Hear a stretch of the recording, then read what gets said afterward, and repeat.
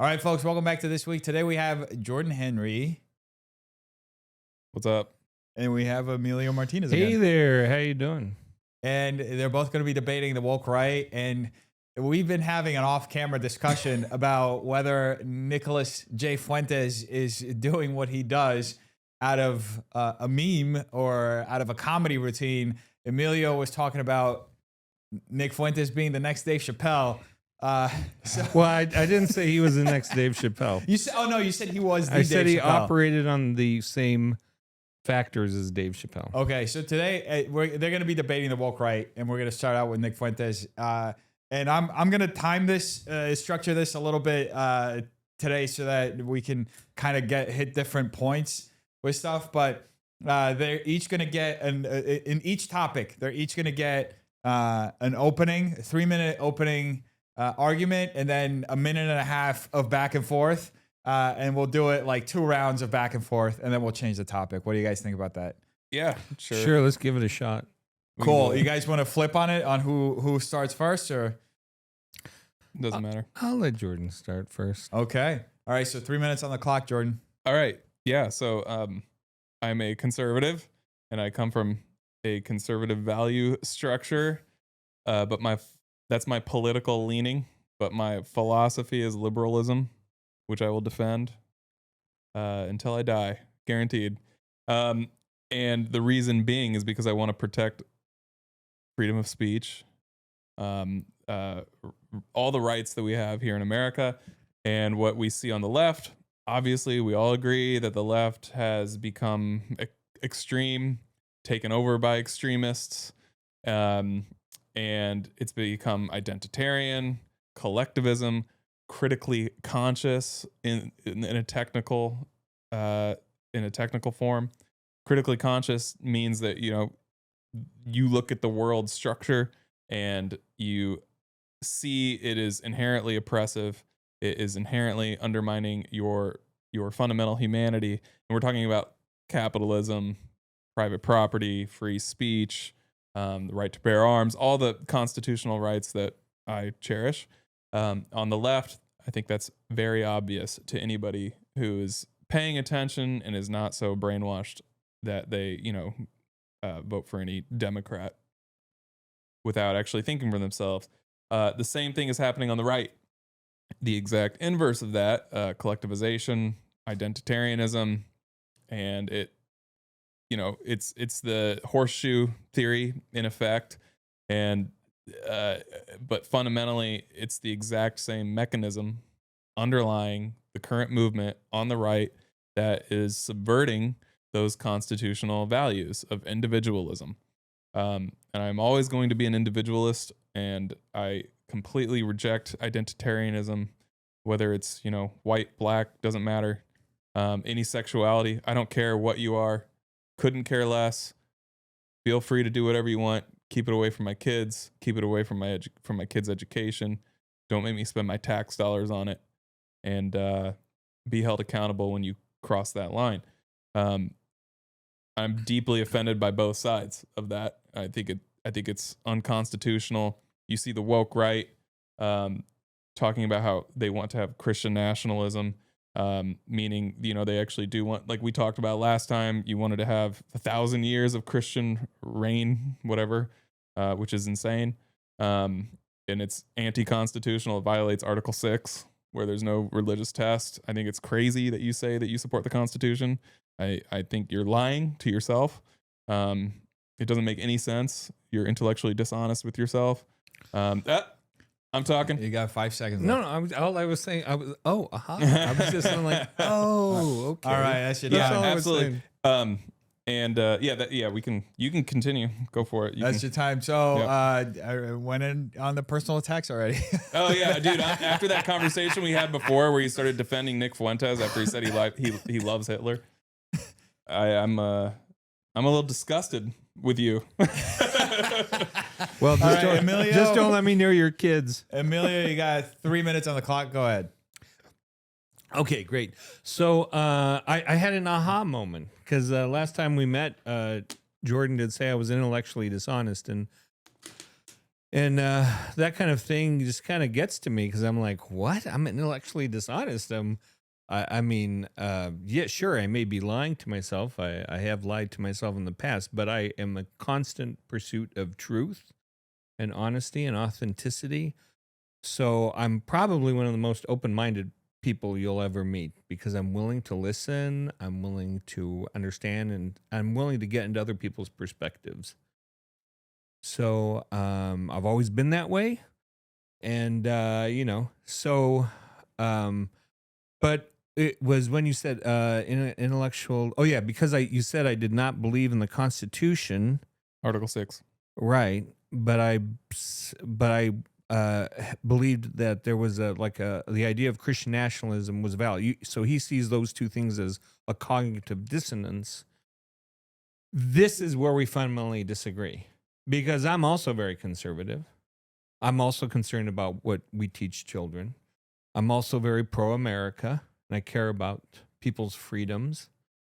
But my philosophy is Christian philosophy. Mm-hmm.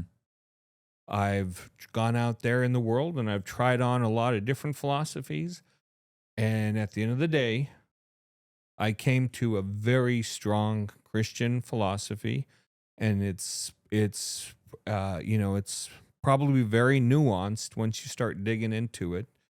It has been influenced by other different kinds of philosophies, including something called the integral philosophy, which says that things like identity and collectivism are not a bad thing inherently, that they can be when there's a lack of integrity with individuality and also with action, and of course, when somebody is simply into their identity, like the woke are, or all they see is power structures, like the woke are, then yeah, that's a problem because it's more of a fragmented worldview. So it's like when I was working in integral philosophy and we would talk about Marx, we would say Marx was observing actual phenomena, right, in the world, but he took a very non-integralistic, non-holistic approach to it, right? And the biggest thing he was missing was spirituality. Mm-hmm. So I would say, like, the biggest problem with modern liberalism is that it actually is missing spirituality. Okay, that's interesting because I actually have some points on that. But Jordan, you wanna rebut him? Yeah, I think Marx was very clearly spiritual. And if you have researched anything into Hegel and to his dialectic, Hegel was pulling directly from mysticism, and the ideal, the spirit as it would unfold, and this telling of history is what Marx was pulling from, and it was a spiritual movement to the core. Marx simply inverted that into the material world, but nevertheless, it was still deeply spiritual. He wrote about it. He explicitly stated that I'm inverting Hegel's idea of the ideal, and reapplying that, like I said, into the material. And he specifically states, like, in order to overthrow the demiurge, which is a spiritual Gnostic term, highly mystical, it never deviated from that, regardless of his application to the material world. He held on to the kernel of Hegelian dialectics, which came from German mystics, and well before that. But that was the core to his philosophical approach. And when we look at the other deviations that have come from that, from Marx, like Paulo Freire, deeply spiritual and always has been. Your rebuttal. Okay, yeah. So I would say that you're right. Yeah, Hegel, incredibly spiritual. He was basically like a Buddhist, right? Him and Schopenhauer, they were fascinated with Buddhism. They were rejecting Christian philosophy, is what they were doing. And so there were problems with their philosophies because of that, right? But then when Marx came in and inverted it, we all know what he said about religion. It's the opiate of the masses, right? Religion. Correct. Religion and spirituality are married together because religion is the action and the institution of spirituality. So when somebody says like I'm spiritual but not religious, it's like, well, you're just sloppy in your religion. That's all you're saying, right? Mhm. Whereas take the Catholic Church, which has a lot of Christian philosophy in it, says religion and spirituality are very tied together. You have to have those two realities. It's the material and the spiritual, or it's the seen and the unseen. Mhm. So you have to have both of those together. And so for me, the Constitution itself is a very spiritual document rooted in Christian philosophy. Even the fact that we have like 3 branches of government reflects the whole doctrine of the Holy Spirit. Of the Holy Trinity. And that's your time. You guys, you want to ask questions to each other? Or you want to have? I'll give you an option. You guys, you want to do like a question where you question each other, or you want to do like a free for all for like 2.5 minutes, 3 minutes? I prefer the free for all. So do a free for all. Right, starting now. Okay. We're gonna 2.5 minutes of just 3 minutes free for all. Just go in. You guys got both of your arguments in. You got rebuttals. Now you just do a free for all. Yeah. All right. Okay. So if you support the Constitution, you embrace it. Yeah. In fact, I think we talked about it before. One of our earliest conversations that we had is when I told him that the Constitution was a Christian document. And Jordan said, no, it's not. It's not a Christian document, right? And so I stepped back and I went, you know what? Let me think about that. I made that claim, but let me fact check it. And then I came back later and I said, hey, Jordan, you're right. It wasn't a fully Christian document because it treated slaves as 3/5 of a human being. So there was a brokenness in that Constitution, right? But it was fundamentally a Christian document in the fact that, it was coming out of a Christian worldview and a Christian philosophy. But there was this compromise in there that took a civil war between the war between the states, this horrible crisis in our history, to excise that out of the Constitution. So a lot of blood was spilled, but a lot of Christians were the ones that were pushing that fact to excise that. All right, let's fact check. Where in the Constitution does it ever state Christ? It doesn't say. I'm asking a question. No. Answer. It doesn't say Christ. Okay. Okay. But it's like a Christian movie. You can have a movie that comes from a Christian worldview, and you don't have to say Jesus in it. In fact, let me ask you this. Okay. Well, where does a tree say Christ? Where does a tree say Christ? Where does a tree? Where is written on a tree Christ? I would actually just cite directly and we've talked about this already, the inalienable rights come from. Yeah, right. Who grants them? That's between God, and your God is your relationship with your God. There is, the state cannot interfere with that. The state cannot determine that. Yeah, which is enshrined in the Constitution. But that's in the. I think it's obviously influenced by Christianity and by Christians. Obviously, yes. This is not up for debate. There's no other moral or theological framework that allows for that. You don't see that in Islam. You don't see that in any other religion. Not even in communism. Yeah, I agree. That's why I say it's a Christian. It's a Christian document. But it's fundamentally a liberal document. No, I would say it's fundamentally a Christian document, and So why does it, modern if liberalism. It were a Christian document, would it not require people to be Christian in order to be in political office? No, I don't think it would.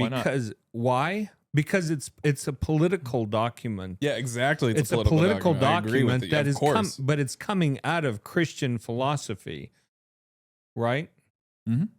So yeah, I agree with that. I'm not disagreeing that it's influenced by Christianity. Yeah, but that doesn't make it a Christian document. Well, now I think we're just arguing semantics. Then, no, because you're the one who wants. No, and the last time we talked, I asked you explicitly, "What do you want?" And you agreed. You would love to have 1,000 years of Christian rule.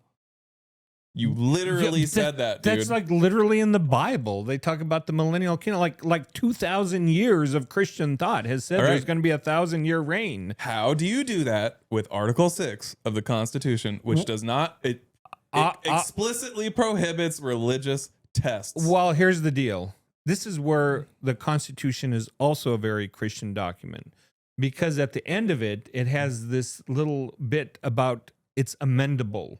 This is not put in stone, right?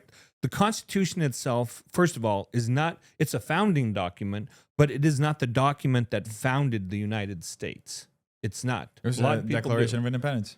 The Declaration of Independence is more the document that actually founded the United States. Which also doesn't mention Christ. No, it doesn't mention, but it does mention a creator. It does. Of course. And the creator is a Christian. It's an Abrahamic, and more specifically because these people were Christian involved, they had an idea of a Christian God out there that was defined by Christianity. I think Christianity was obviously the norm of the founding fathers, Yeah. but it wasn't. But again, there were several who were not Christian.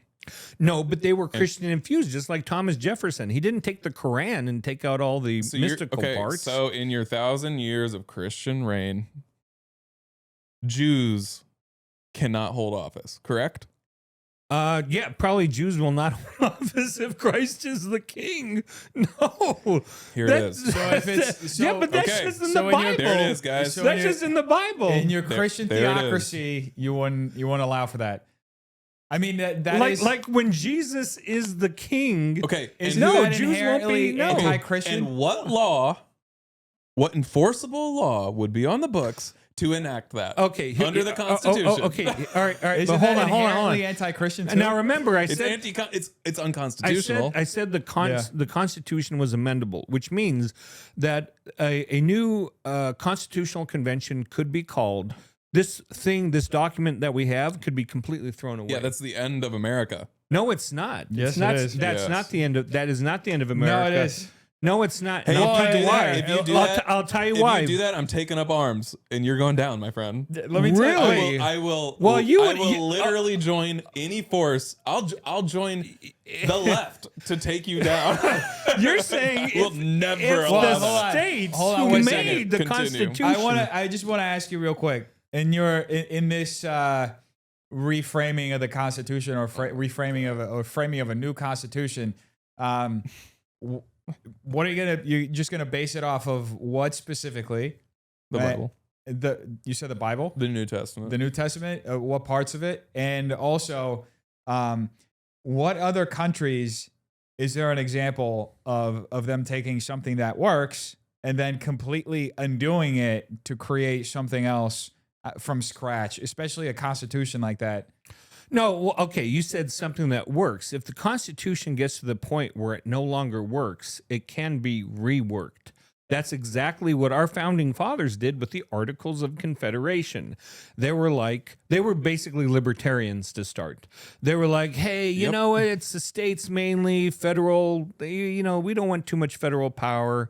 And that didn't work too well. So Alexander Hamilton and the other guys got together and they locked everybody in a room and said, I know we're supposed to revise the Articles of Confederation, but we're throwing them out and coming up with this new thing called the Constitution. Yes, And that can happen again. which you do not support. I 100%. You cannot. I you am actually a cannot pure state- constitutionalist. This is why you're intellectually dishonest. You cannot state that you 100% support the Constitution while also saying that you fundamentally want to undermine it. Or even say that replace you want it to with a replace Christian it with theocracy. something else. No, it's what's As soon as you do that, you're going to get Islam coming in and saying, great, this is a theocracy. We're better. no. What is inherent in the Constitution is that it can be redone. Yeah, for That's- Muslims. No. That's why we have the amendment process. Yeah, for Muslims. That's why you to can take put- over. You That's can what you're re- allowing. No, That's what you want. Look, any. You're so stupid, dude. No, Hold on. any This provision in the is Constitution. idiotic, man. No, any provision in You the need- Constitution can be repealed. Yeah. Okay. Any provision. Great. Yeah, you're gonna undermine the fundamental tenets. No, No, you got to get rid of the Establishment Clause. You got to get rid of Article 6. What else do you have to get rid of? Yeah, you would have No to. free speech. You can't. No. You can't take the Lord's name in vain You're without being thrown in jail. You're assuming that if they're going to come and rework the Constitution, that they're going to throw out all the principles behind the Constitution. That's the fundamental principle. Man. No. Here. The individual right to have your problem. creator. All right, this is kind of what the argument I see that we're having here is he believes that the document is the principle. I'm saying the principles are packed into the document. I think, And you can change the document, but the principles don't change. Okay, what principle would you have to change in order to have a 1,000-year Christian theocracy? All right, what principle you would have to change? Yeah. None, because Christ would come back as the creator, and he would reign. He would take his reign up. He would take his Do you think throne. the United States would even exist when Christ returns after Armageddon? No, so the Constitution would be So null. this has null and nothing void. to do with America. What you're talking about right now. Absolutely, like Christ we're could kind come. of getting now sidetracked with Okay, like all right. hypotheticals and like Yeah, well, dude, I mean- Revelation and let's No, but I think he's pointing out. I think he's He's pointing an out something eschatologist. very important. He's talking about eschatology, which has nothing to do with the Constitution. If the eschatology actually happens within our lifetime, or during the existence of the country's gone anyway. No, eschatology could happen at any time. Yes, I know, but after the fact, the United States is a null point. Here's Why your- are you even talking about the Constitution? all right. This has nothing to do with politics. All right, here's okay. So let's no, pause no, for no. a second. Let's conclude. We're gonna move on to another topic. Actually, I do have a topic. Okay, we'll get to it. Yeah. Let's do 1 minute of conclusions each one, starting with Jordan. I don't even know what you're talking about in regards to politics, America, the Constitution. It has nothing to do with it. What the fuck are you talking about, man? You are out, like you're not even in left field. You're in the eschaton, and I have no idea what the fuck that has to do with the United States. Oh, that's right. There, that's my rebuttal. I have no fucking clue. Let him finish his conclusion. Rage. You still have 20 Rage. seconds. Because the woke right lives in this fantasy world that, yes, believe in the Bible. I support that. I will die defending that. That has nothing. I believe in it. That has nothing to do with the U.S. Where you're going with it. Okay. Continue. All right. When you got 1 minute to conclude. Okay, when I hear that, my head just kind of like the U.S. has nothing to do with Jesus. Like No, the guy, what you like the are guy saying. who Wait, made, let him conclude. like the God who made the U.S. and the God that actually kind of helped the founders. Like there was providential help to get the U.S. up and going. Like God's like looking at the earth and going like, everything's looking good. Israel over there, yeah, China. Oh, the U.S., yeah, hands off. No, it's like as Christians, we are supposed to be active in our religion, right? We're supposed to go and disciple all nations, including the United States of America. And yes, we should take seriously this idea of the eschaton. Now, there's all kinds of different theories, and I know Jordan is very worried about what's that phrase? The Menonetize. yeah, the eschaton. immanentization of the eschaton. And it's like, well, if people have to do something to participate in the eschaton, then I say as Christians we should do it. Okay. Well, that's out of that topic. Let's Are you move done on with the to podcast? This is so.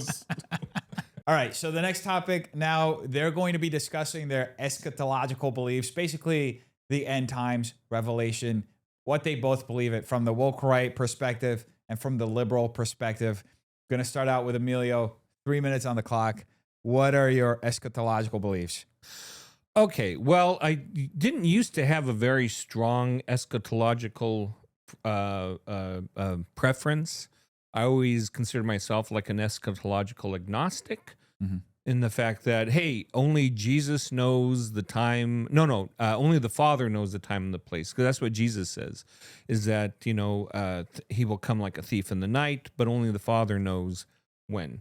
And then you look at the book of Revelation, and there's been lots of theories over the years, the 2,000 years, about the book of Revelation and what it means, but it is highly cryptic.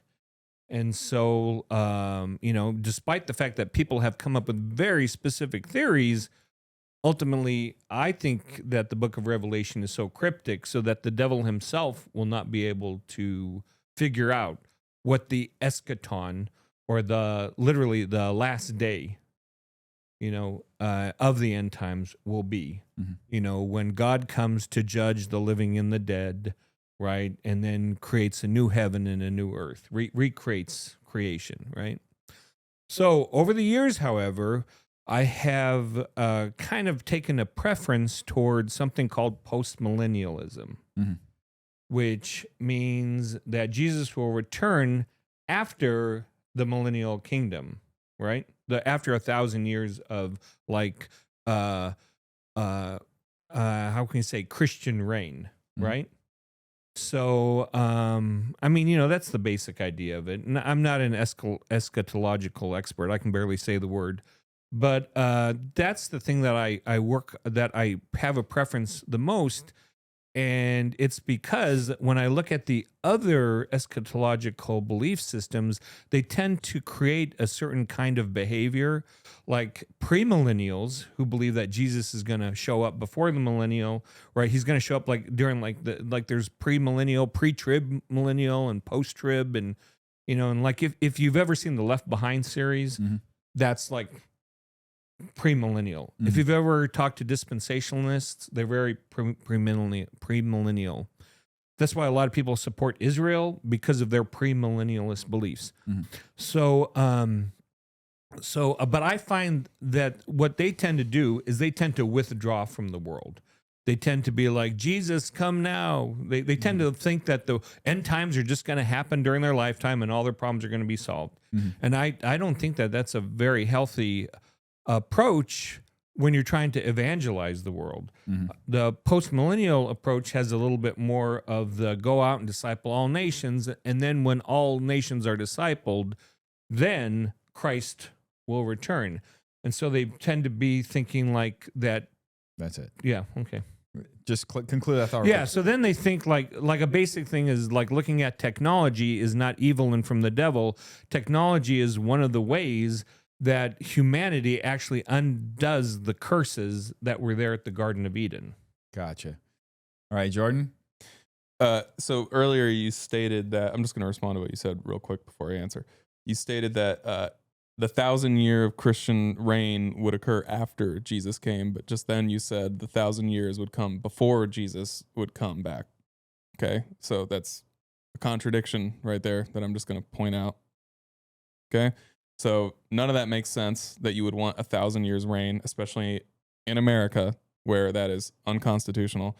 And then speaking of the Constitution, my views of the eschaton are irrelevant. It doesn't matter in this conversation. I could get into it and my speech and my beliefs would be protected, and so are yours.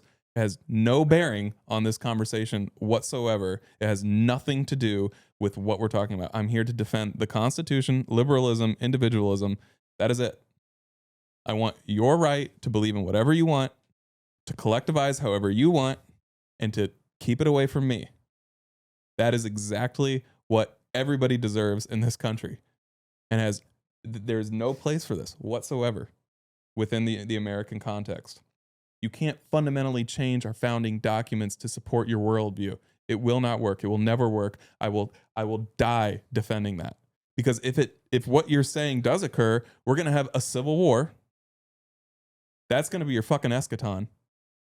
And my kids, your grandson, don't you have a grandson? Yeah, I do. Yeah, and your daughter, they're going to end up wrapped up as war refugees, starving, dying in some fucking ditch, drowning in their own fucking blood and excrement because of some Christian theocracy, totalitarianism, which is anti-Christian. Has nothing to do with freedom of speech, right to bear arms, private property, protection of individual rights under a constitutional law. Has nothing to do with that. Everything you're describing is anti-American. Everything. And it terrifies me that these ideas are gaining traction, and it's becoming cool to be like a Christian nationalist in this sense. I'm Christian, I'm a nationalist, has nothing to do with what you're talking about. Zero. I couldn't be further away from you. I am a liberal because I will defend your right, everybody's rights, even the trannies. Just stay away from my fucking kids and don't make me pay for it with my taxes. That's it. It has nothing to do with this. You're having a totally different conversation. It has no place in this. In this. You got 20 seconds left. I'm done.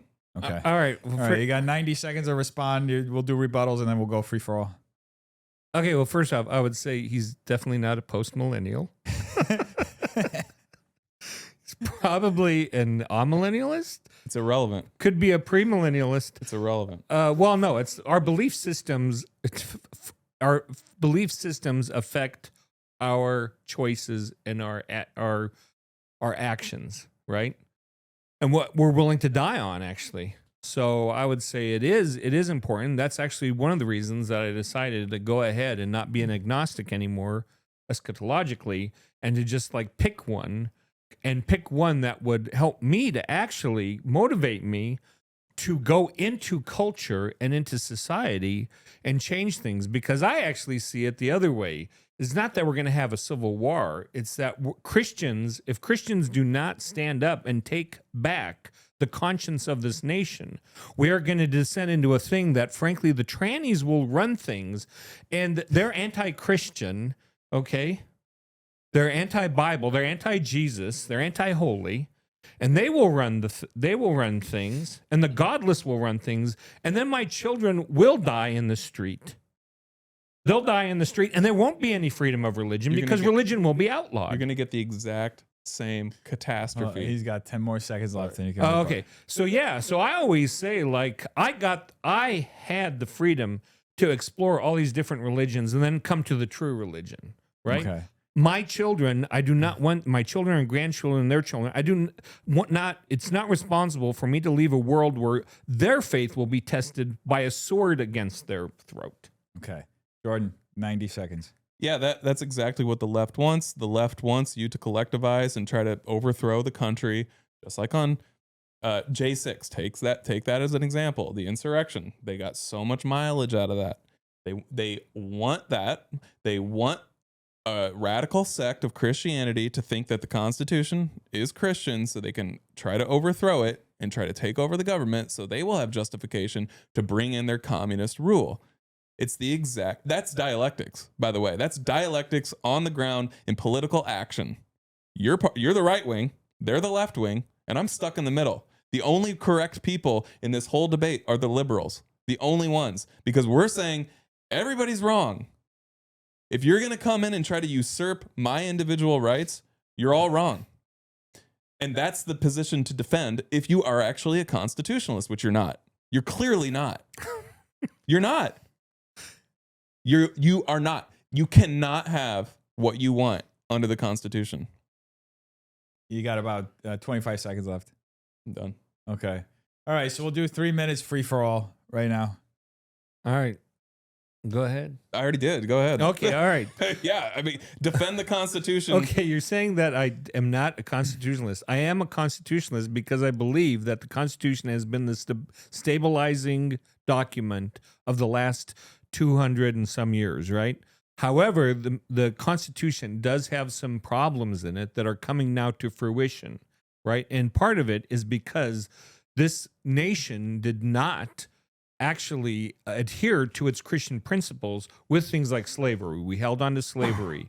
Then when, the war and then slavery happened, then you had a bunch of good Christians, supposedly, who were still going out there and maintaining these Jim Crow laws and segregation. Well, that's not Christian. And it took a whole Christian movement led by guys like Martin Luther King Jr., who was a Christian, to stand up against it. But unfortunately, also in order to create a world where black people could have the right to vote and have the right to be treated the same, they had to pull a lot of like tricks with the Constitution.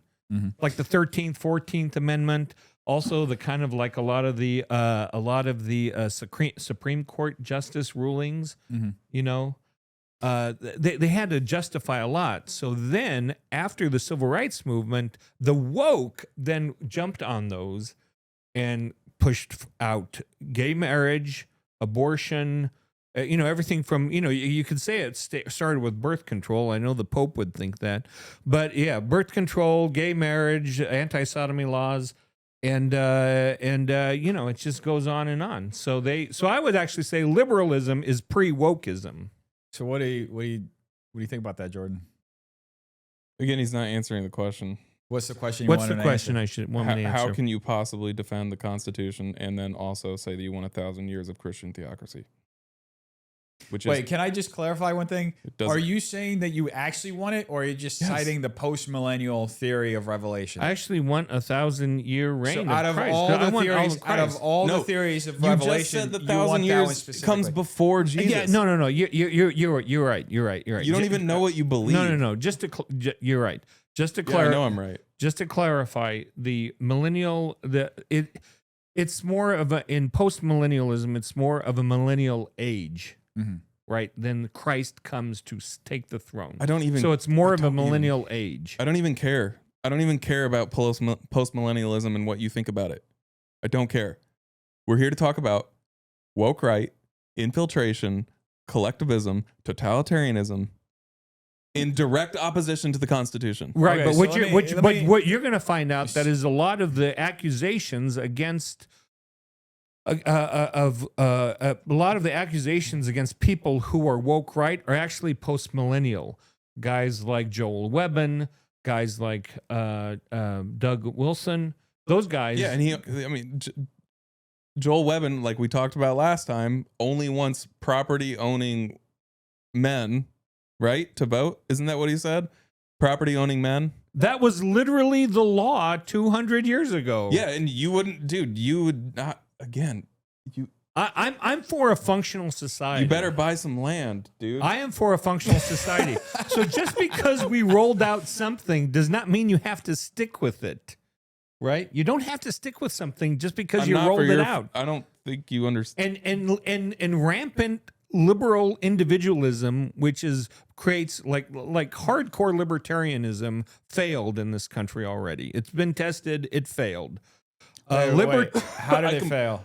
Because with the Articles of Confederation are a libertarian document. Uh-huh. They're like chop down the government, especially any kind of federal government, down to nothing. Let me push back on that a little bit. Wouldn't you say that the greatest periods of prosperity that we've had in the country is whenever we kind of went back to those libertarian principles, whenever we roll back the size of government, undo bureaucracy, cut down on taxes? Absolutely not. One of the greatest expansions that we had in this country was because of a giant government giveaway called the Homestead Act. Now, I'm talking about Reagan, like people like Reagan who reduced the size of government, not increase it. And then in the decade that followed, we see great economic growth.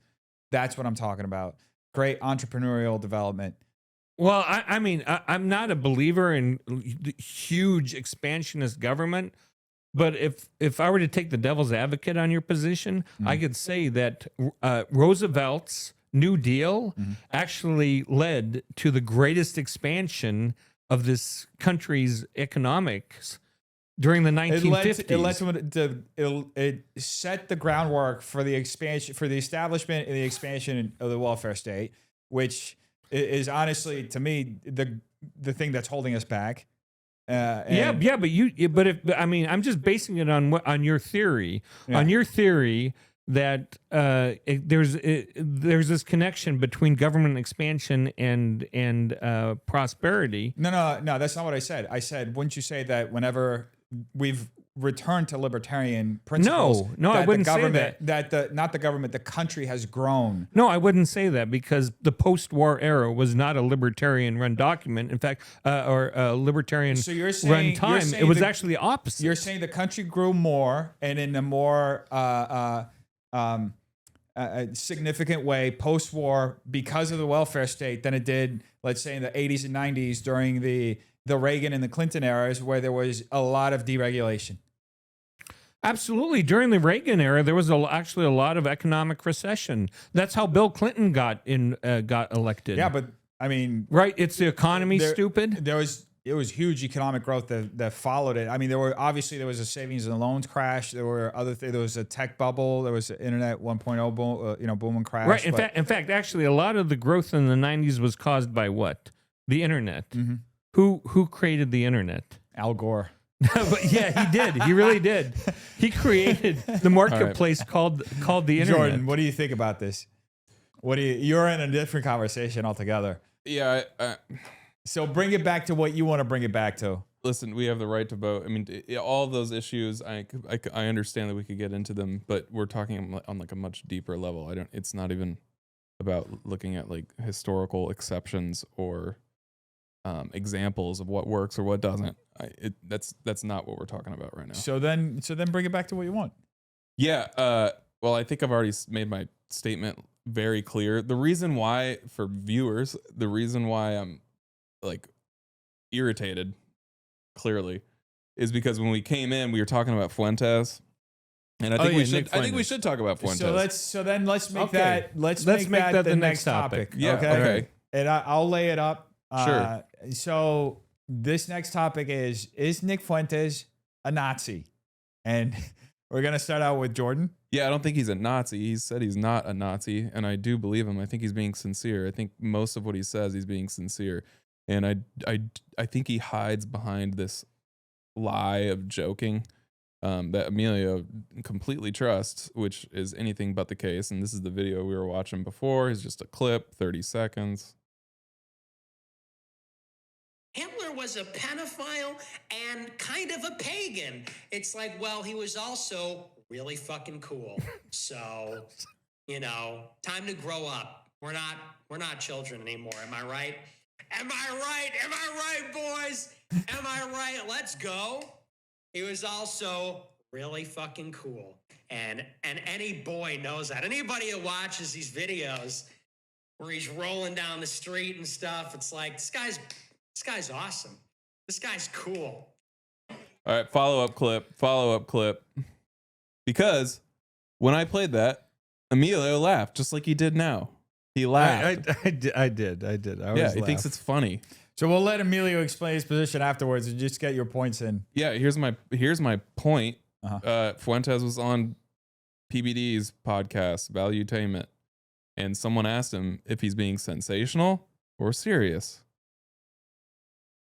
What you say, do you actually believe what you say, or is it the good old-fashioned shock jock, let's shock the system and be bombastic? How do you process I would that? have to believe what I say because I've gone through a process which, I don't wish on people. It's not just being banned from the banking system, which I don't think you realize. It means I can't make money. Imagine if you couldn't accept credit cards on your website. You have a huge platform, but if you didn't have YouTube, if you didn't have super chats, if you couldn't accept credit cards, the ability to make money rapidly disappears.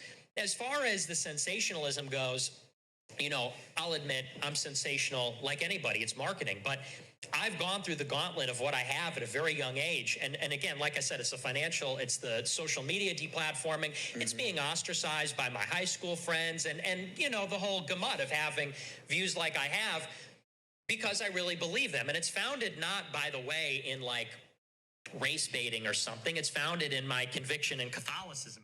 Oh, right on. So here we go. That's Fuentes clearly stating while he's being sensational, he really believes it.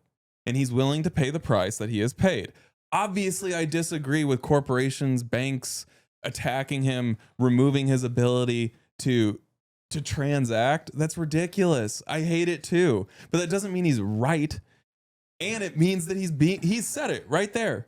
He's being sincere. He believes it. These are his convictions based in the Catholic Church. You want a bunch of Nick? Well, look, you got about 10 seconds left. Yeah. So just to wrap it up. So what would be your statement about Nick then? I think Nick represents he's an archetype of what the woke right is, where it's going, where one could end up, where you can dismiss when someone says Hitler's really fucking cool because he's being funny when he's not being funny. He's kidding, but not kidding. That's kind of what makes jokes funny, is that there's truth to them, and he's being truthful when he says this shit. He says it in a way that, come on, boys. Am I right? Let's go. That's funny, the way he presents it. But like the kernel is there. He really thinks that Hitler's cool. That's why he supports Kanye. Okay. And before we get to Emilio, just real quick, why is that dangerous?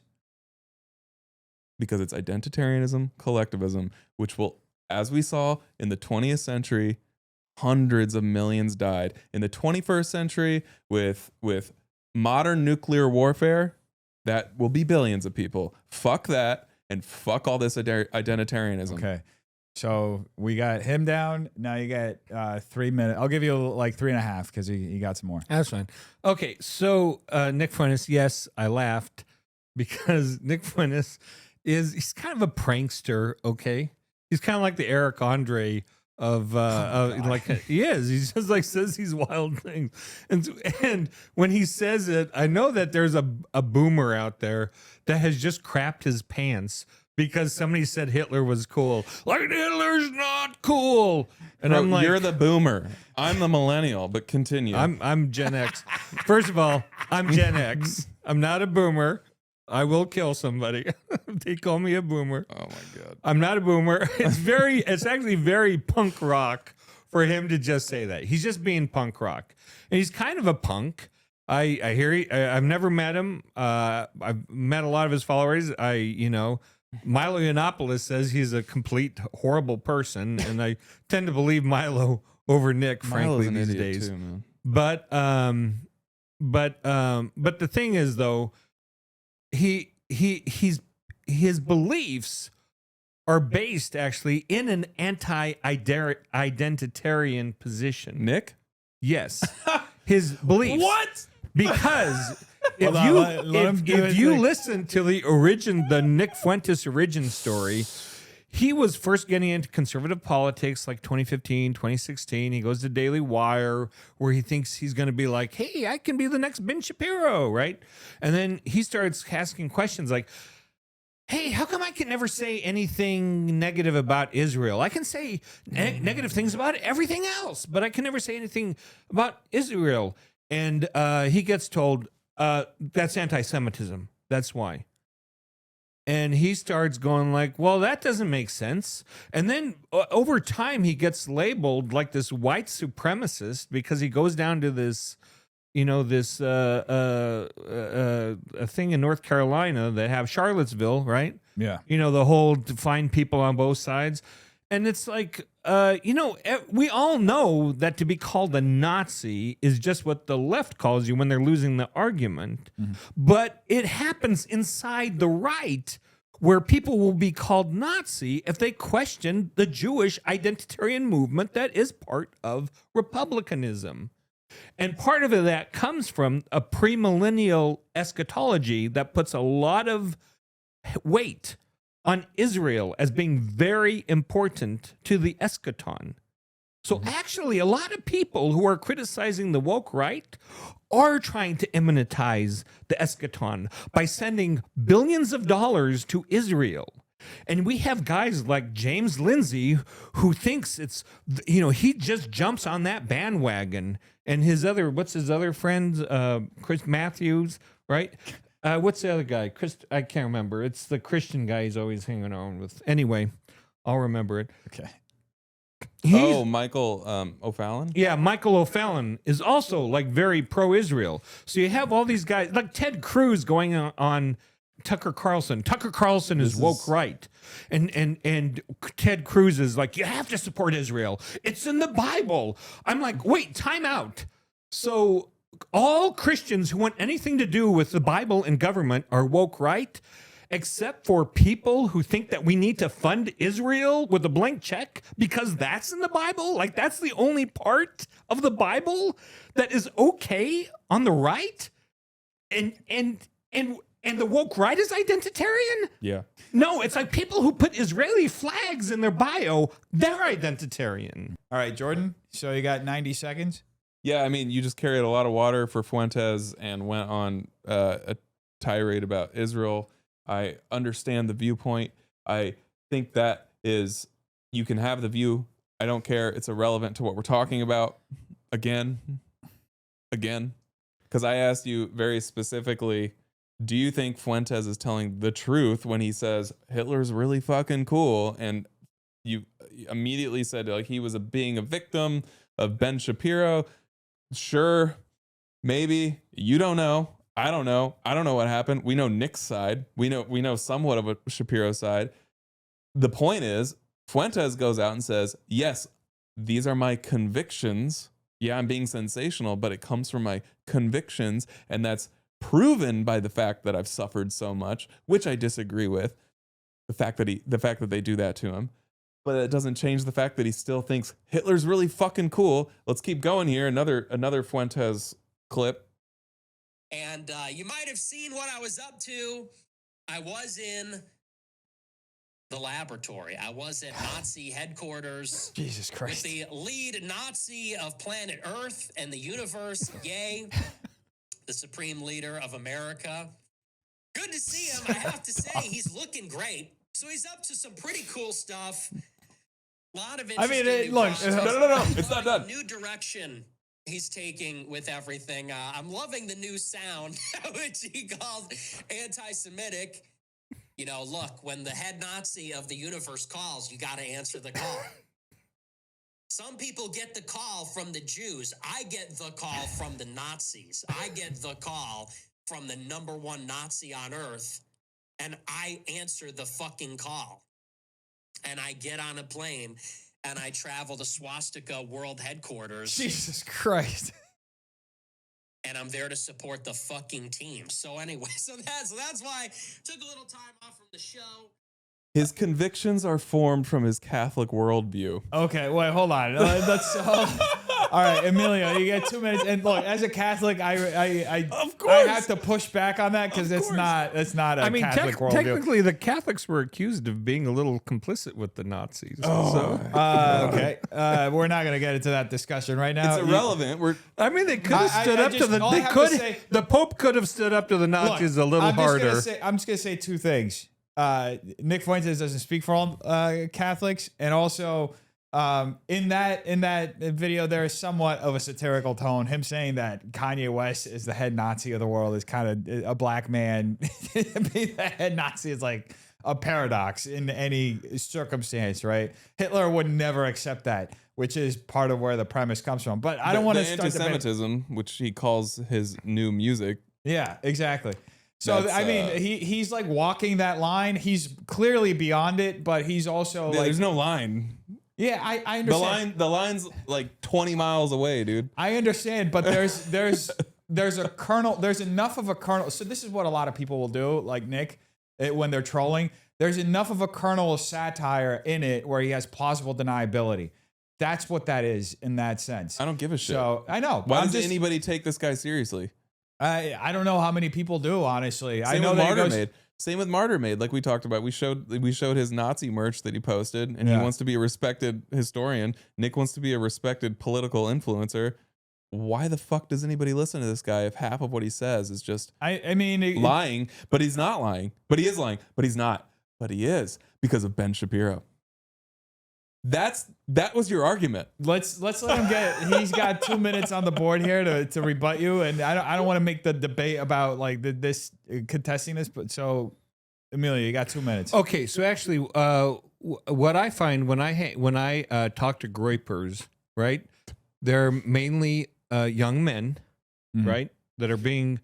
I'm going to say a woke word here. They're being marginalized, right? Yeah. But no, they're villainized in culture. In fact, if you listen to HHN, I won't spell it out for you, but that's Ye's Nazi It's anthem. NHH. Oh yeah, that's right. It's NHH. Forgive me. I had Nazi dyslexia there. So anti-Semitic dyslexia. So if you listen to that, he says, "I'm the villain." He's taking on the villain role because it's been put on him. And, and so that's what's happening with a lot of young men is they are getting vilified.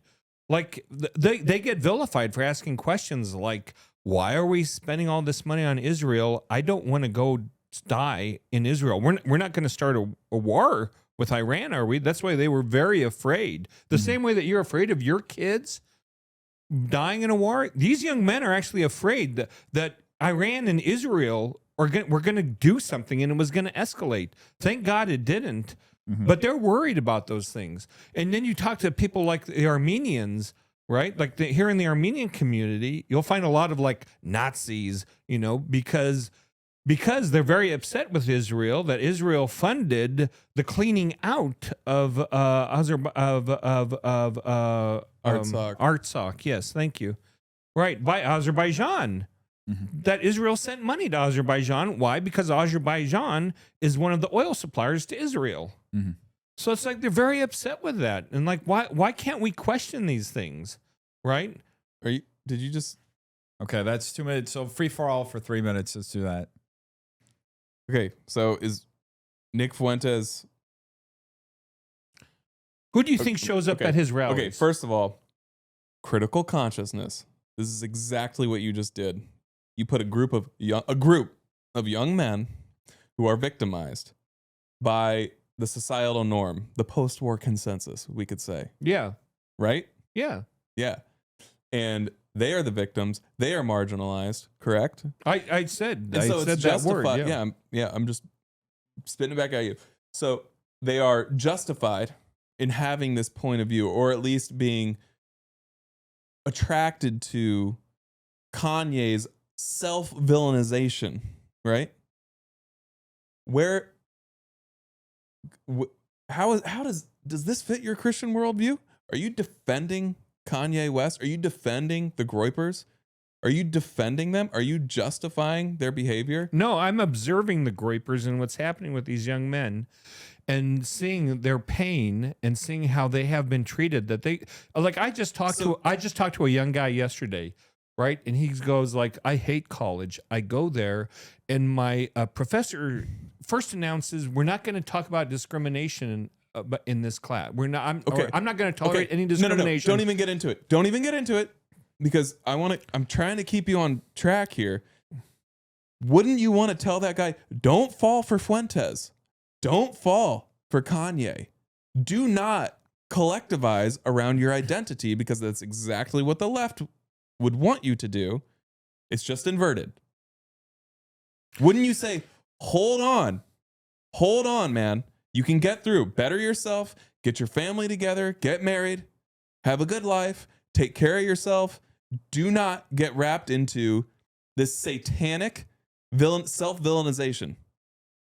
Okay. That would be a real positive thing to tell them, but that's not what James Lindsay is telling them. He's telling them, you are woke right. You need to be excised from the party. We need to excise these people from the party. He's attacking the Fuentes. No, he's attacking the Fuentes. Why doesn't he ask to debate Fuentes? No, he will.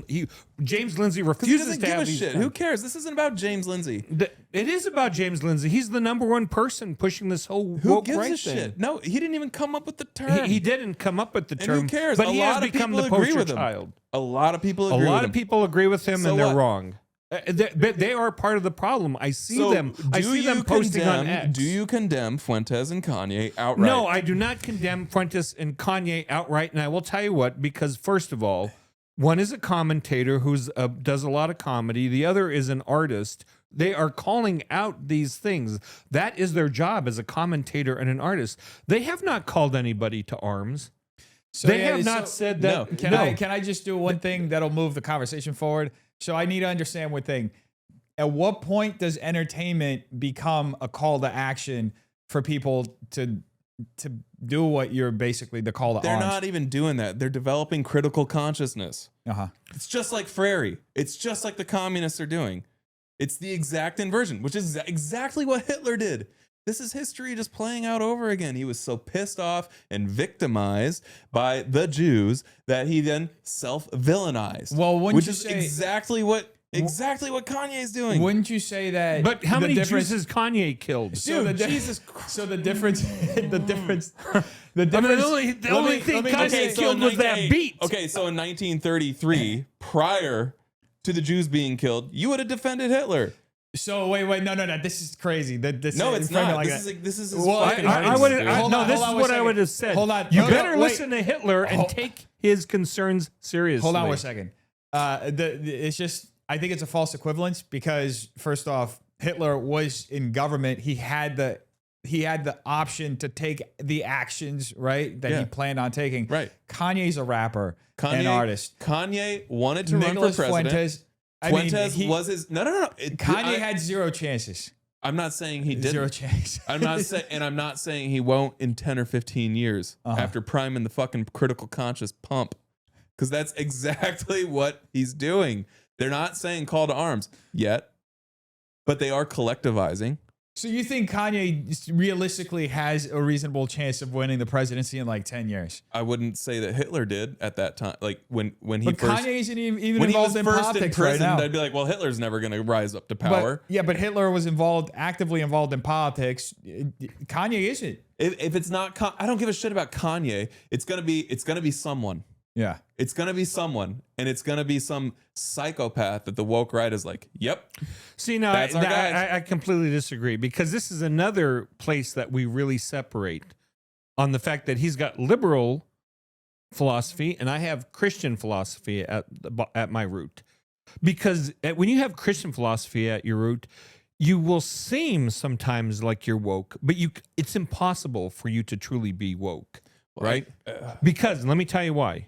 As long as you maintain the tenets of Christianity, like the resurrection, the sovereignty of God, the Trinity, as long as you retain those things, unlike woke churches, which let go of those things when they step into wokeism, when you retain those things, to an outsider like a liberal philosopher like James Lindsay, who looks at, he will see things like collectivism as evil. Within the confines of church, collectivism is not evil. Within the confines of not church. evil.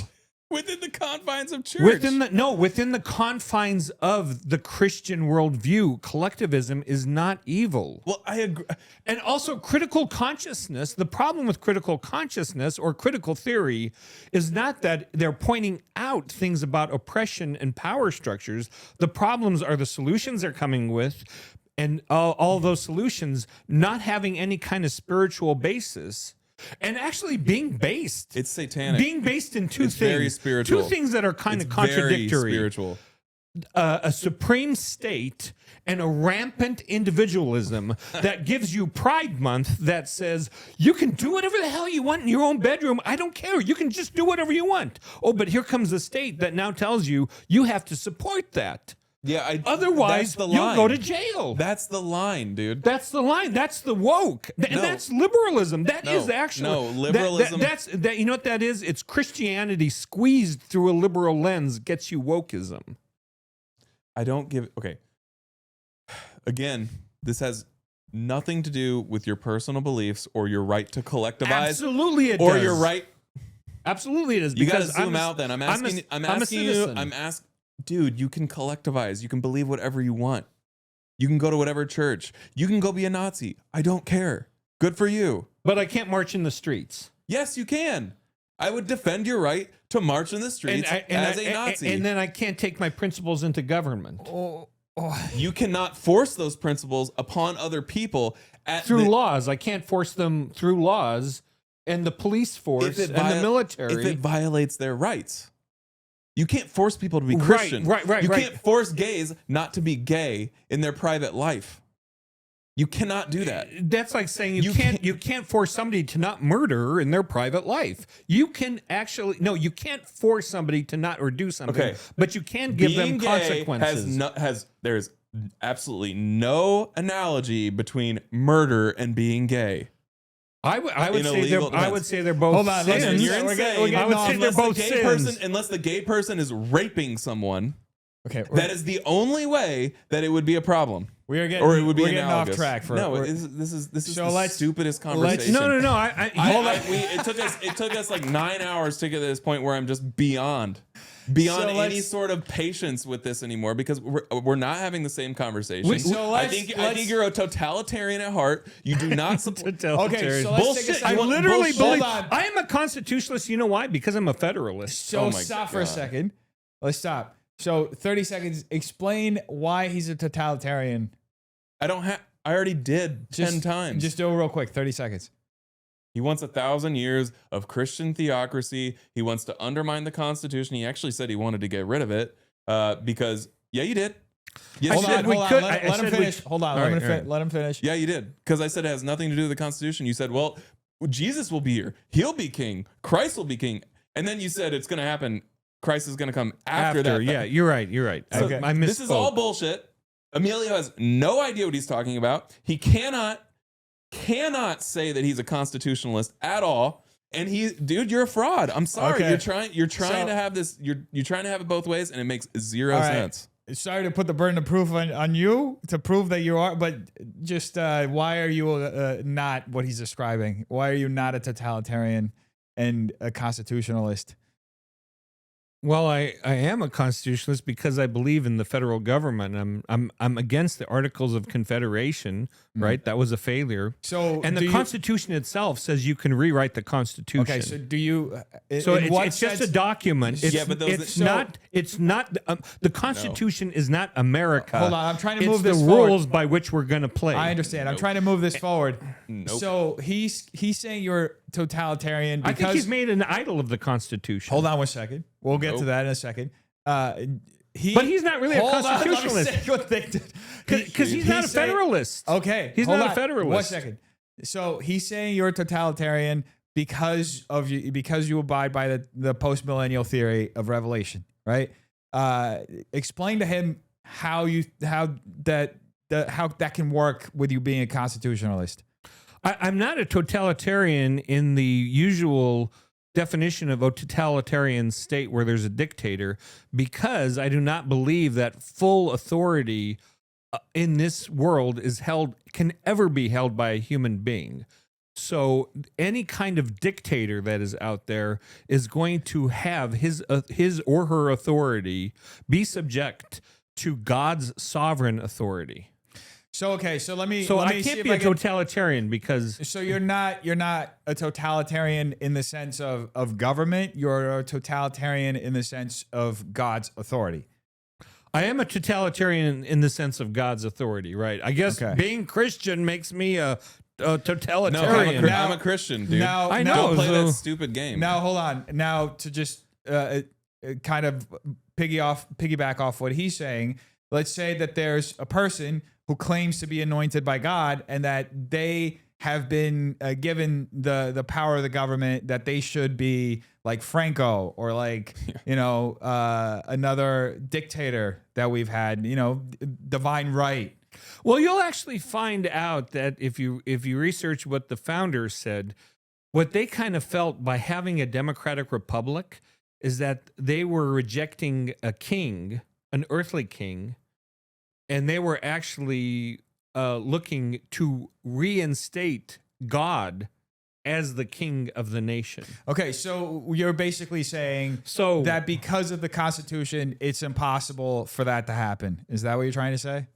no, it's not impossible because people are wicked and will Well- they'll do wicked things. I mean, I'm trying to understand how you're both, because this is the basis of his argument is that you can't be you're a totalitarian because of your belief, your post-millennial belief of revelation, and that's contradictory to the constitutionalist position that you have. I'm trying to fit that within that. I'm trying to help you work that out so you can explain so it I'm to him. saying the Constitution is not a permanent, eternal, infinite So document. you're saying that the authority of God He will is. eventually overthrow the not. Yes, Constitution no, I and never said install that. a you dictatorship? did. You said Bullshit. if somebody So, hold questions on, the hold Constitution, on. they, Emilio. they're an anti-constitutionalist. Don't 1 lie. second. Do So not lie. You're saying that the authority of God will eventually overthrow the American Constitution and there will be authoritarian rule.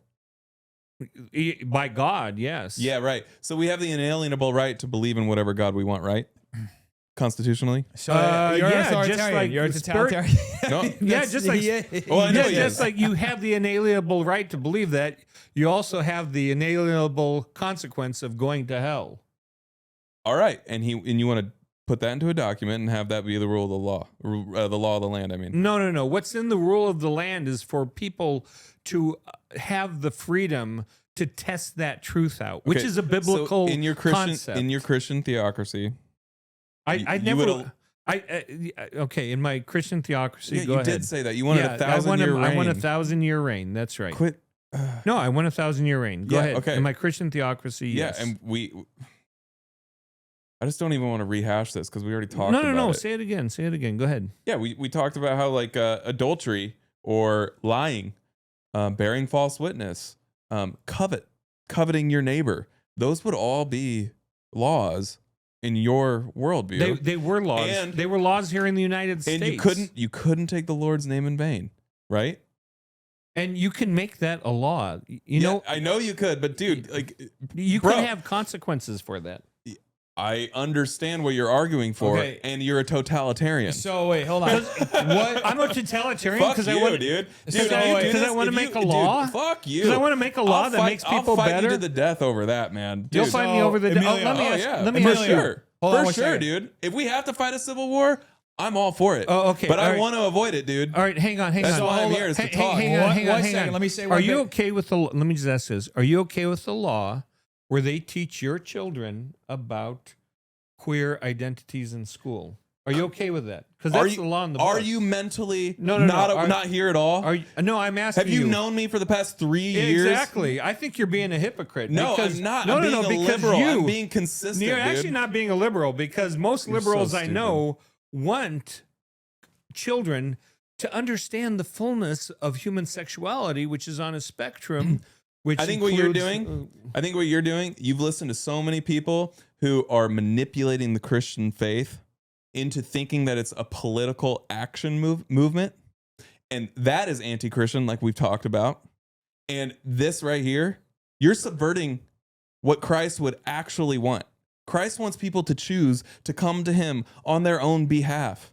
You could get into predestination and the free will and all of that, whatever. I don't care. But we've talked about this already, and I agree that Christianity would allow you the freedom to come to Christ on your own accord, not from some diktat or some No, law. but we are told some man-made we are law. told It's by disgusting. Jesus. It is disgusting. By Jesus, it we're is told. literally repulsive to me that you're doing this. It's disgusting that Fuentes gets up there and then Oh, people okay. like you All right, carry all right, water hold on, for it. hold on. Dude, you're just an Let- average let- Joe. let- Don't let- get abused by these people. No. Don't fall into their trap. I'm Don't not do falling it. into their Just like the Dems. Just like the Dems fall for the communists and they're getting used by them. It's disgusting they would do that. It's disgusting. And what you're doing, it's the exact same thing, man. It's as bad as it gets. Okay. I had one Let's last do- topic. Let's do. I had another topic. Yeah, one more topic. All right. Yeah, Okay. Let's yeah. do a conclusion. 1 minute conclusion, each one of you, and then we'll move Okay, on to good. the last topic. All right, I'll do my conclusion. So, okay, again, you have run for office on a platform of of limiting what is taught to children about human sexuality in schools. Okay, Yeah, hold on. yeah. Which- let him conclude. which, frankly, if I ask the people on the left, they would say you're being a Christian nationalist Yeah, because they would. you're trying to force your views on sexuality on children. And there are gay children out there and trans children out there that need to understand who they are and not be shamed when they're 2 and 3 years old and realize that they're gay or trans or non-binary or a furry or a cat.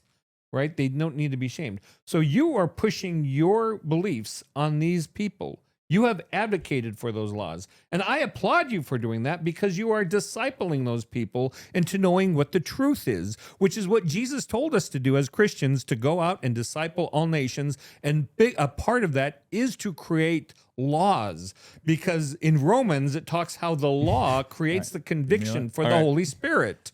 Cool. You projected Sorry. your own beliefs onto my motivations and for my platform.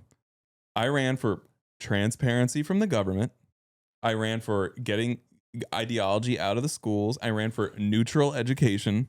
I ran for individual rights. I ran for parental involvement, which happened to overlap with the conservative movement. It happened to. I am conservative myself, but I'm intelligent enough to remove my own personal beliefs from a governmental entity, which is a liberal entity, which I want. I want a liberal government, not a left-leaning government. Now, I'm not going to buy into the lies of communists about them calling me a Christian nationalist because none of it's true. I am not. Yeah, it's on the record. I've said it many times. Since I've been speaking publicly, I've said I am a liberal. I have never changed. Never. I'm only advocating for transparency and government neutrality, limited government. What they're doing right now is egregious. We agree on that. But I never argued for Christianity to be forced in the schools. Never. And I never would. All right. So the next topic is James Lindsay. Is he intellectually honest or is he a hypocrite? And we'll start with. We started last time with. No, go ahead. Start Well, with here I Emilio? can play this. Okay. Yeah, all we'll right. play 3 this minutes, clip Emilio. here. Okay. Here's an excerpt from a clip from New Discourse's trailer. Okay. Okay. A pivotal moment in the history of the Wait, don't play it like that because I Yeah, gotta. that's 2x, bro. What a boomer move. What year were you born in? What year were you born in? What? You guys listen? Do you listen to stuff like not fast? Well, dude, we're all. I'll overlay the clip, but just play it now Yeah, for okay. us. Hold it up to the mic. Yeah, put it on the mic so I can at least sync it. Go back. Top. Get it right. All the way. This is a pivotal moment in the history of the Western world. The model that they are pushing us toward, using the means and mechanisms of that place, is the model we see in China. If you want to know what your future looks like if we don't stop the woke, look at China. Look at the social credit system. Look at the oppression. Look at people disappearing for having the wrong opinions. I see the Agenda 2030 here with an X over it, because the goal is to make us into what they call global citizens. Have you heard this term? This term is nonsense. There's no global sovereign, so there is no global citizenship. There's no relationship because there's no ruler, and we don't want a ruler of the globe. It's a nonsense term. These people need a message of hope, that we can trust in the promises of this nation and of their faith. These are going to be crucial to help bringing those people back and getting them back out of that despair, out of that fear. And we come to Geneva to say, no, we will not go with you. We will not allow this. Absolutely not. Our sovereignty is sacred. We cannot give it, and you cannot take it. You got 1 minute from left. us. But to the United Nations, Hey, I give that's a not fair. warning. That is not a building of glass and steel and concrete. That is How much longer on that Babylon. video? And God shall not be mocked. Their judgment is coming. Okay. How does that make him a hypocrite? Okay. Oh my goodness. Two of the big things that James Lindsay pops on about the woke right is that one, they believe in a they. That's the critical consciousness. Is that there are power structures out there like globalist power structures. So if you have globalist conspiracy theories where you actually use the word they, there's a they out there that's trying to get you, you're woke right. I'm like, that's half of his speech is about, we're not a globalist, we're the sovereign, we're okay. So first of all, when you say we, right, that's also collectivism. Collectivism is just we. That's all. And then how does he end his trailer for New Discourses? He ends it with a rousing speech about Babel and God. And he sounded like an old-time preacher. I'm like, why are you using the language of Christianity, right, to put these important principles forth about individual sovereignty and about a national sovereignty, and yet in fact he said it's sacred. It's sacred. I was like, what? If he heard those same words out of Joel Webbon's mouth, he'd be going, Joel Webbon is woke right. Okay. And that's how he's a hypocrite. That's how he's a hypocrite. Yeah. Okay, Jordan, you got 3 minutes.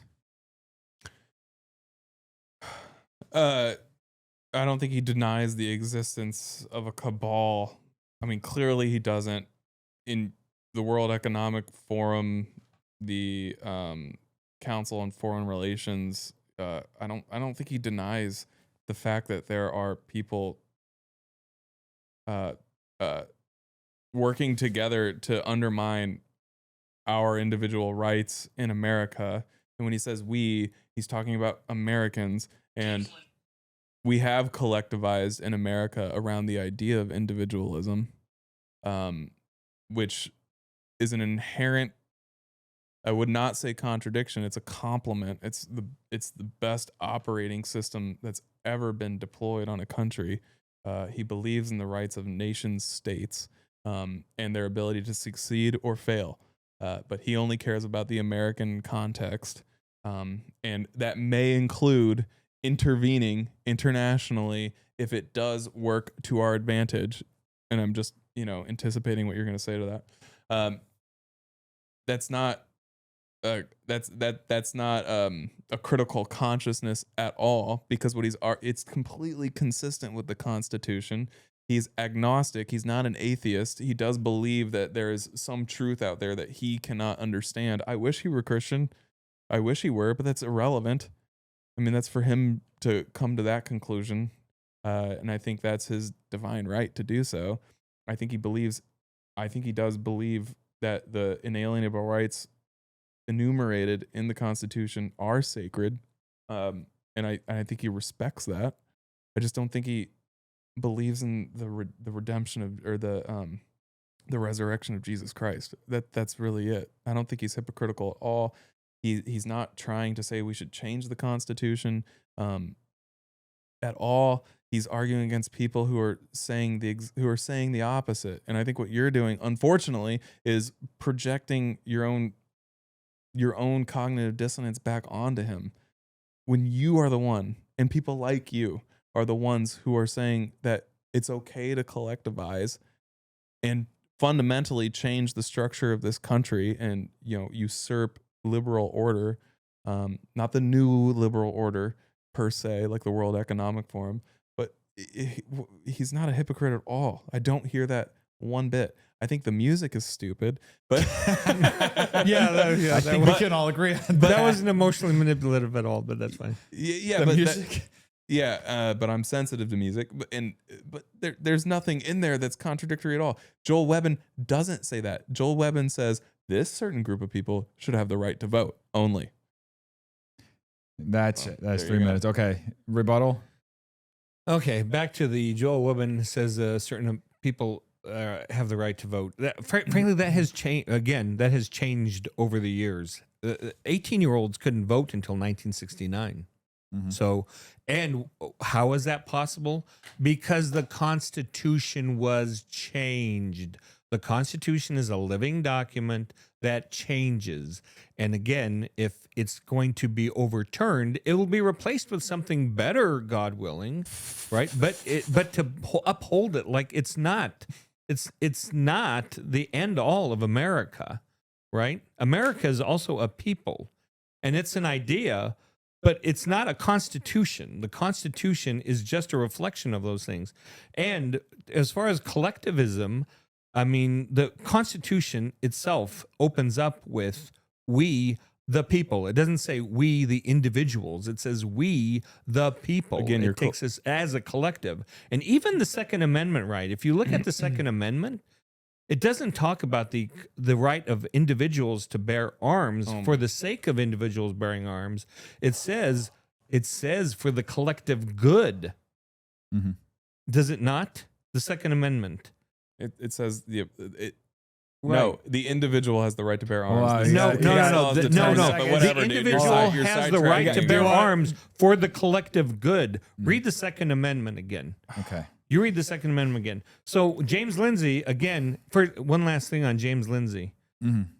You got 5 seconds. The fact that he uses Christian language to make his argument is de facto proof that he's living in a Christian culture and a Christian society. Okay. Jordan. It is not a contradiction for the Constitution to preserve the rights of the people to be individuals and to pursue happiness, their life, liberty, and property as individuals and be called the people. That is not a contradiction at all. It is simply acknowledging the fact that this is a nation. This is pretty simple, man. I mean, it's like, it is abundantly clear to me that you're trying to conflate things in a way that is, I don't know if you're aware of it, honestly. I think you may be the victim of this mentality where it's a manipulation of your faith into that political extremism. I get called an extremist all the time, but I'm not. I'm very clearly not. I don't want to amend the Constitution away from itself at all. I think there could be amendments made 100%. I support the amendment process. I'm not arguing against you there. But if you come after the inalienable right to pursue your own version of happiness, your own creator, or lack thereof, I would never want to get rid of that at all. But that's what you're arguing for. So I think you've been manipulated, and I genuinely feel sorry for it. I'm very frustrated with this conversation. It makes me I'm enraged. All right. By this. So, but dude, like, you have been manipulated. You really have. So let's do now. We'll do a free for all for a few minutes, and then the last 10 minutes we'll close out. Actually, of all the insults he's pummeled at me, that's the I know. that's the one that hurts. Which one? That I was manipulated. Yeah. Because I make decisions for myself. Anybody who knows me knows. Oh, just talk to my wife. You cannot. It's like you can not tell Emilio what to think, right? You can get him maybe what to think about, but I tend to be very individualistic so maybe in my let's belief. clarify, how has he been manipulated? I think he's being hubristic. He just said that he wanted to get rid of the constitutions because, God willing, something better would replace it. Bullshit. That's not going to happen. That is not going to happen. The people who are going to replace the Constitution do not have your interest in mind. They will subvert your individual rights. Guaranteed. That type of psychopath who would do that, as we have seen countless times in history, we are the exception to the norm. The U.S. is the best thing. Okay, the Constitution is the best thing, in my opinion. No, I agree. Yeah, this is the exception. You want to get rid of that? You want to see what comes after that? It's going to be, dude, you're asking for hell on earth. That's what you're asking for, and it's disgusting. See, now that's really interesting that you think the Constitution is the only thing that's standing between civilization and the jungle in this nation. And I would say the Constitution is not the thing. The Constitution is like any other contract. It's only good because of the good faith of the people behind it. And that's why it starts off with we the people, because it's inherent in our culture. Well, here, these values are inherent in our culture. I understand what you're saying. Let me just give you I guess an analogy to explain why the Constitution makes this country so unique regardless of the people who are here, right? Would you say that the text can define a culture, right? A founding text can define the culture and the people and everything else. It's a two-way road, but yeah. Yes, I mean, exactly. It's a two-way road. That's why laws hold can on help 1 second, morality. Would you say, just to take this a step further, would you say that Christianity would be different if it had a different text? Christianity would be different if it had a different text. Not necessarily, because that text would reflect what God was. Mm-hmm. The text that we have reflects who God is and was created by God to reflect him. So I mean, you're splitting hairs a little bit to Postmodern try God. that's a sovereign. That's a sovereign God who could do it. I understand. Of course, if he could have written the Bible any way he wanted to. That's not the point that I was trying to make. I was trying to make that the text is central to Christianity, the doctrine, the philosophy, the culture, everything else. You can, yeah, but don't confuse the Bible with God. And so the Bible is not God. The Bible is the word of God. I know. I'm using that as an example to say that America, we've had waves of immigrants from all over the world come in, and we've had, some aspect of miscegenation and mixing amongst whites and different populations. And the one thing that has remained the same and has changed according to the evolution of our morality has been the Constitution. That's false. Largely remained the same. It's a living, breathing document that has been adapted. Like one of the things we discussed earlier was slavery. Slavery, at the time of the writing of the Constitution, was perfectly moral to exist. Nobody questioned the morality of slavery. Even in the Bible, it was. No, even in the Bible, there was an ethical way to have slaves and an unethical way. Half the nation questioned slavery. Even in the New Testament. Even in the Bible, New Testament. Even in the Bible, the word of God is you be a good slave. And be a good slave owner. Yeah, and be a good slave owner. And even if you go through Mark and Peter, you'll find passages where Jesus basically says, just follow the law of the land. That's what the meaning of being a good Christian is, right? You respect the state. You go to Leviticus, same thing, right?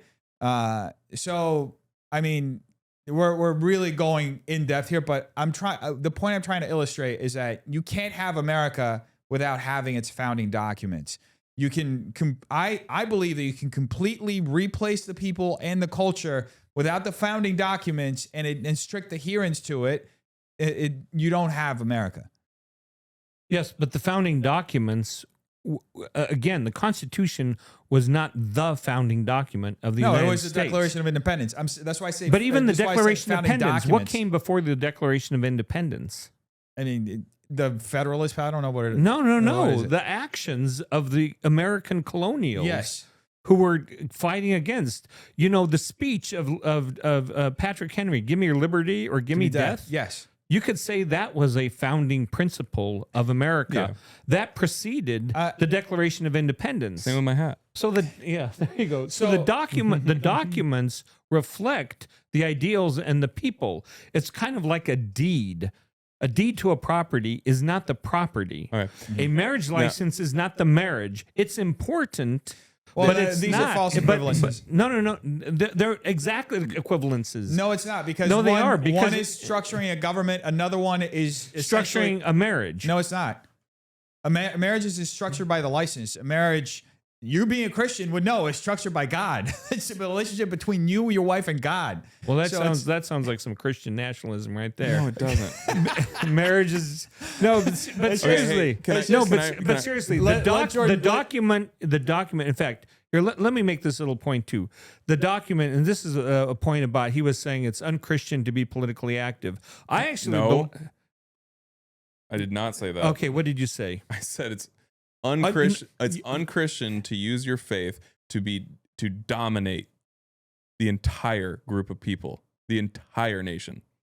Okay, you use the word dominate. I use the word discipline, and I would say that is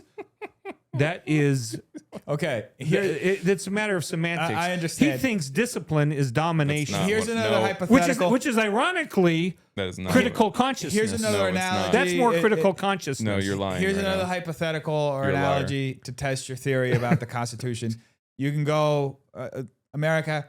There's this the conversation around culture, right? Yes. America, largely Protestant Christian country. A lot of Anglo-Saxon colonialists. A lot of people from Germany. A lot, culturally. Whenever you look at the white supremacist angle, they say that that's why America was as successful as it was, because the culture came from specifically these two countries, which are morally and superior in every sort of way. You go to England and you go to Germany. What are they now? What are they now? Yeah. I don't know. They're two failed countries. They're two what? Failed countries. Yep. They're two failed countries, socialist countries. Well, somebody could say that America is also a failed socialist country. I mean, America is far from It's that. very woke. America is far from being either England or Germany. So, I mean, we're light years away from them. Yep. So, yeah, we are light years, but it's not because of our that's the Constitution. It's not because of our Constitution. Our Constitution has maintained the to the best effect that it can, has been able to hold the structure of the country from it's been the falling law into of that. the land. Yes. But the law of the land only has effect because a lot of countries out there have constitutions that they don't follow, and then those countries fall apart despite having an American-style constitution. Mm-hmm. Why does the American Constitution works? Not because of the Constitution, but because of the Americans. Because in America, there's always been consequences for breaking the law. And that's part of the reason why the neo-Marxist playbook is to constantly undo those consequences. You turn criminals into victims. That's why, that's where that whole ideology comes from. No, in fact, the Constitution... you remove consequences, all of a sudden you have no need for law. You have everything becomes anarchy. Exactly, you undo but the country from within. American culture upholds those consequences. Mm-hmm. Just it's like when you go to Japan and they're really super clean. There's no document saying they need to be super clean. At one point, America was super clean. They need to be super clean. At one point, America was super clean. There's been a cultural breakdown. So actually, this is where people go well, the woke right is talking about white identitarianism. Yeah, they're talking about white identitarianism. They're not really. They're talking about those cultures. No, like, they really are. No, they're talking about how Bullshit. European culture is cleaner than, say, Indian culture. It's actually not. You go to Europe, it's disgusting nowadays. Yeah, I agree. No, I'm talking about Northern Europe. What? Okay, I'm talking about Northern Europe. You go come to here. Holland, it's nasty. Holland. I mean, This is off topic. maybe just But yeah. Sweden. I haven't been there. German. No, Germany's Sweden's nasty. horrible, dude. Is it You've been nasty? to Frankfurt? Dude, Sweden's horrible. You It's ever been the to highest, Dusseldorf? Sweden has Okay, the highest then rate tell me in the why. world. Tell me Yeah. why America. You know what? Part of it is it's the breakdown. Frankfurt- It's the breakdown of culture everywhere. So no, All right. it's the neo-Marxist playbook. Frankfurt is so disgusting that 10 years ago, when I went to visit my brother, I saw heroin addicts like on basically. I don't want to exaggerate, say every street corner, but the way that we see them here, like homelessness and people on drugs, like you see that there. Okay, maybe not in Munich. Munich is a beautiful city. You didn't see that there, but it was still kind of dirty for being a small city compared to the size of like LA or in a big American city. But bro, okay, so when I go to San Francisco and I see crap on the street, that's because the Constitution's working. no, that's because there's been a breakdown of law and order in our country. No, Right, There's which been is a culture. Which is a cultural There's been thing. There's been a systematic. Well, we have a. You're arguing. You say we have a constitution. We do. That's what's been holding the country together so far. No. What's been holding the country together is an adherence to the Constitution. No, that you want to get rid of. No, that's not. I didn't say I would. I'm Now saying- that's false. I Look, never the said fact that. that we have a constitution Right. that's holding everything together doesn't mean that it's not going to be challenged from every side from people who just want to take power from themselves, which is what the neo-Marxist movement is doing. Yeah, of course. Which is what the Democrats are doing, the progressive I'm Democrats. against the DSA, the neo-Marxists. Exactly. That's what they're doing. But the people who are being called woke right are not anti-constitutionalists. They're being No, called they're coming- They're being anti. Jordan's point is that they're coming from the other flank. No, and they're not. They're being called anti-constitutionalists because the majority of those people are questioning the values, the values of classic liberalism, which are the vehicle of breaking down the culture here in this country. Okay, so and there's- it includes rampant drug use. Where does that come from? Okay, Classic liberalism. So we're going to have to close up because we're almost out of time. But I wanted to maybe leave both of you with a question. You can answer it or not, or you can just have like a minute for your conclusion. Jordan kind of tuned out. No, I'm listening. I'm listening to every He's word. listening. He's doing research over there. So I was, something I saw this past week was how this progress, and I hesitate to call it progress, but this cycle of increasing dissolving of a nation by communists, by Marxists, it inevitably leads to some fascist uprising afterwards. In the case of Iran, it was a theocratic republic, right? Theocratic regime. In other cases, it went from communism to fascism, right? I mean, this would speak to the woke right coming after the woke left, right?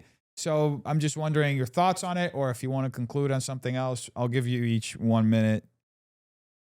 So who wants to start? Yeah, I think that's the Gnostic cycle. Mm-hmm. It's the dialectic in action, and that's what I want to avoid. I think that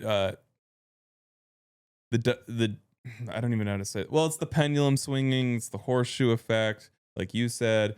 Communists come into rule, then it swings the other way, and then it swings back. I think liberalism is the key. We had the most stable country for hundreds of years compared to other countries. Obviously, we've had strife, we've had internal conflict. The Constitution is inherently it produces an inherently messy society, as it should, because it's constantly tested and challenged through the authority of the states under the federal government, and that's the dialogue that we live in. Dialogue, not dialectic. And I want to make that distinction, because what you're going to get with this collectivization and the changing of the fundamental tenets of the Constitution, the unalienable rights that we all cherish, whether you want to or not, is that you're going to continue to see the extremes go left and right to the point that hundreds of millions, billions die. Okay. And that is what I am arguing against. Emilio. Okay, I would say that this pendulum swing has not happened in the United States because of the stability of the Christian church as a whole in this nation.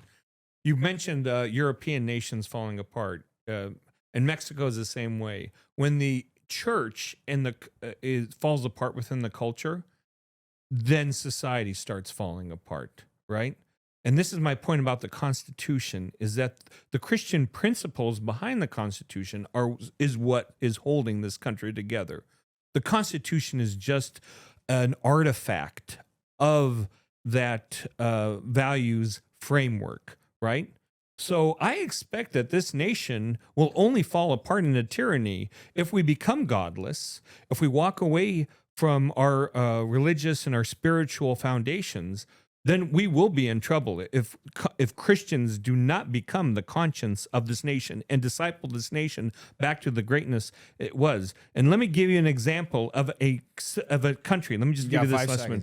Let me give you an example of a classically liberal nation that got rid of God. The First French Republic. It doesn't have the crucifix as its symbol. It has the guillotine. So you want to talk about tyranny? I would agree with you, man. You would, yeah. Okay. Take God out of classic liberalism. Well, Can I respond? Because I actually, goodbye. I we actually got 30 seconds left. So if you could do it in 5. Yeah, I don't disagree with you with a lot of what you said just there. The moral integrity of the country is profound. We need to preserve it. I want Christianity to be prevalent, but I don't think that has a place to usurp the fundamentals of the Constitution. Okay, well, that's where we're going to leave it. Right. Thank you both, fellas, for coming through. I'll link both of their information. It'll be on the screen right here. Right on. Good stuff.